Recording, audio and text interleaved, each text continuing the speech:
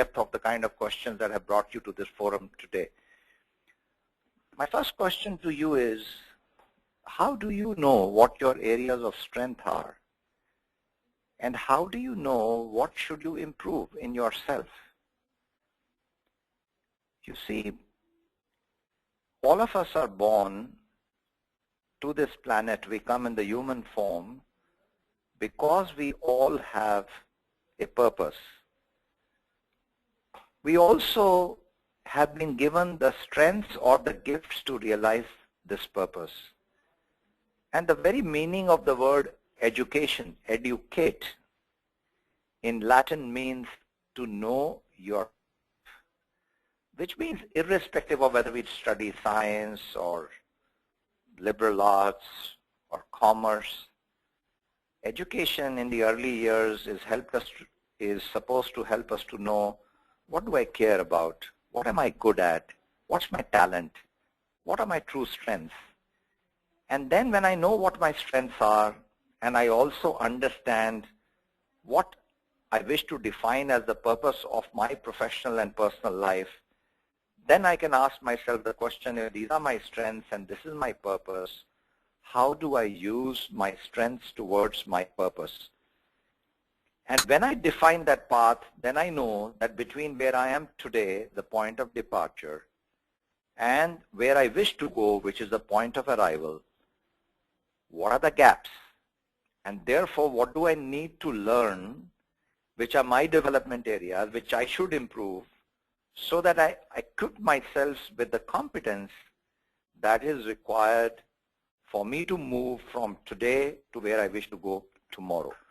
So these being the opening comments, I wish to say that, like I mentioned last time briefly, there are really 6 parts of each one of us, and therefore we should be looking at our strengths in 6 layers.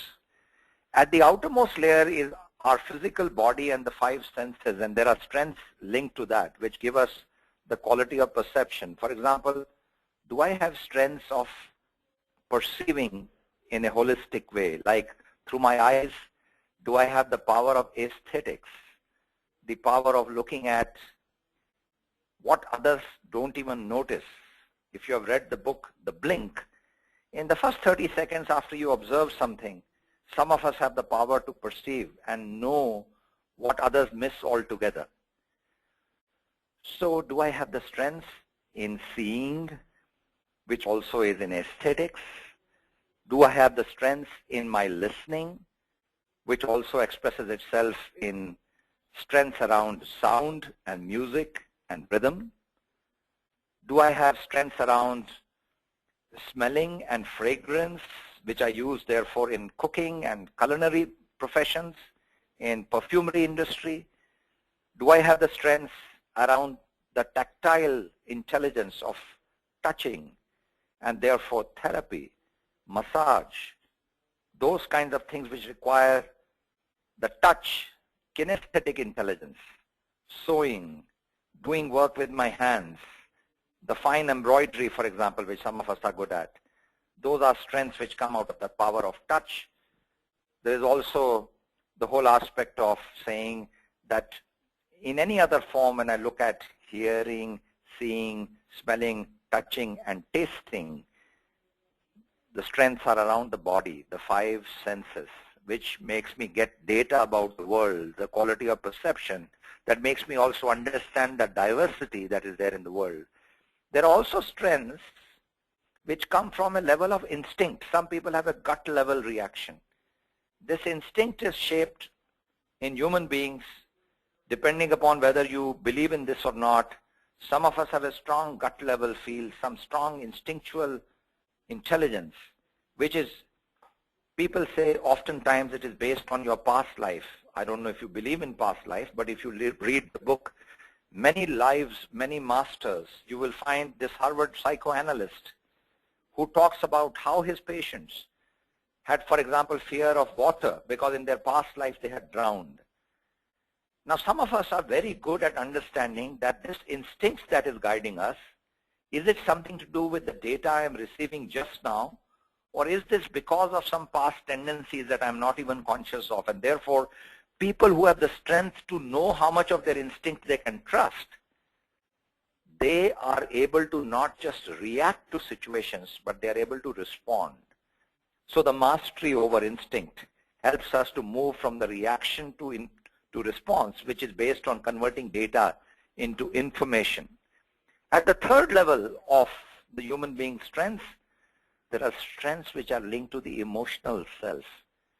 Do I have the ability to strike a conversation, to listen deeply, to build trust through empathy? And that is where we are moved by the whole emotion of compassion, which means not only we feel for some people and their situation, but we want to do something about that. That's from empathy when we move to compassion.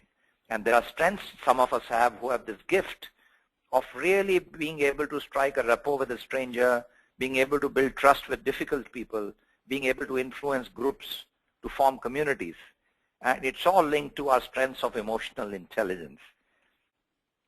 After that comes the strength that we as techies and engineers, of course, have been measured to death on, which is how good are we on our quantitative ability, how analytical we are, the whole world of big data and analytics, which talks about our ability to understand the correlation between cause and effect, which is broadly called IQ. But we also understand as we do problem solving, as we write new code, as we write and develop new products, where we are not just in the services world in IT, but into product development. That time we have the conceptual ability to have a strategic perspective, which means we have the divergent thinking in our mind to ask out-of-the-box questions, which are not developed by analytical ability, but by our innovative and creative ability, which is also called design thinking and innovation intelligence. So some of us have strengths in that, because that helps us to convert the meaning that we derived in the information through relationships, saying why is this important, because the source of the information is through so-and-so person whom we trust, therefore the information becomes meaningful. But then in order for the meaning to be acted upon, I have to convert it into a specific knowledge, which is of taking decisions, of making choices, and for asking myself the question, what is the right thing for me to do in this situation? How do I optimize a variable from a customer perspective, with a shareholder perspective, with an employee perspective? Because life often is not as simple as just a few variables. So my ability to link everything together, connect the dots, and think holistically is this deep knowledge, which is really what Dr. Deming in quality calls the profound knowledge, which is what helps me to make ethical decisions on which are fair to all stakeholders. And some of us have this wonderful strengths at this intellectual level to be able to think holistically, which is both analytically and creatively, in order to arrive at a holistic solution, which is what makes me a powerful ethical leader. From there, however, we understand that even though we may be very good with our five senses, be able to lead our instinct, be able to manage our relationships well, and able to take smart decisions, if we do not watch out, we could fall in love with our own abilities and our action and past, which is what develops ego, which means in a way our past success prevents future success to happen, and therefore the ego gets in the way. And sometimes we also find that if we have the values which have been shaped by people who really have influenced us a lot, if we have had good role models, if we have read the right books, seen the right movies, had the right moments in our life which have shaped our values towards making the world better, then there are inspiring and human and spiritual values.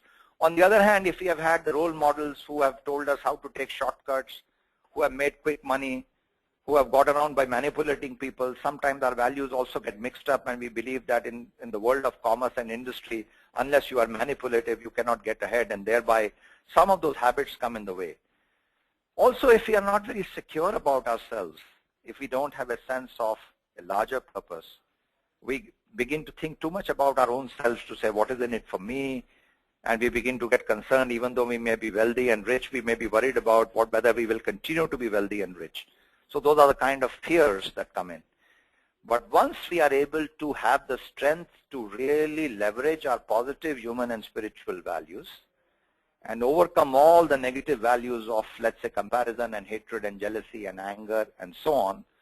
And once we are able to overcome all the fears that we have about what would people say, or fears of the unknown, or the fears of failure, then we are able to make our choices really sustainable. That means we do not move from today to tomorrow, but we balance today with tomorrow, which is what the definition of sustainability is. And if we do this well, and everything is aligned between our action at the body level, our information that we are getting through our instinct, which also is expressed through our breath energy, to our relationships, to our choices, to our actions which conquer our ego. And once we are able to transcend our ego, we know that we can access that life-giving force within each one of us, which is the truth, the consciousness, which is the source of all innovation and creativity. Now, some of us have this wonderful strength to be able to overcome our fears and get into our own deeper source of generative thinking, which is the source of all creativity and innovation, which is the unlimited potential, which is that creator energy inside us, which is called life itself, the life-giving force. So that is seen in the strength of what is called mindfulness, which means the ability to be fully present. So when we look at these 6 layers of self, we say that those strengths which help us to move from the outermost circle, for example, if all our strengths are around the body, we are only oriented by pleasure. If our strengths are towards emotion, our world is determined by relationships. If our world is determined by our intellectual choices, then we are only limited by the intellectual conversation. And those of us who only want to achieve a great height so as to be known, so as to leave a legacy, are the ones who are governed by their ego sphere. But once you move from the outermost layer to the innermost layer, and ultimately if we really, our life becomes one of choosing a life of purpose, of making a difference to our world, then, as my teacher Swami Chinmayananda would say, then you rise in love, which means you develop deep love for a cause, which is something which is all about making our world better. And when you get inspired by such a cause, leadership happens to you. So my teacher would say, the world's best leaders are the world's best followers, because they derive all their power from following a cause which is great. So first of all, we have to understand that our biggest strength comes from the power of our own character, which means our deep commitment to a cause. Whether we are working as code writers or project leaders or analysts or in any other role in the IT industry, the question we have to ask ourselves is, do I have this strong strength internally of character? That means I have a sense of purpose which brings me to work every day. I want to make a difference to my workplace, to my team, to my colleagues, to my customers. And if I have that sense of mission around the way I work, then no amount of obstacles come in the way. That means I really rise in love for my work, for my colleagues, for my organization. And such an individual acts with deep inspiration. And such a leader, therefore, is the most powerful colleague to have, because the purpose of that person's life is in order to excel and be inspired and inspire others. Now, even if you are not that kind of a leader, but your leadership is around conquering your own ego and working for the success of others, you are powerful.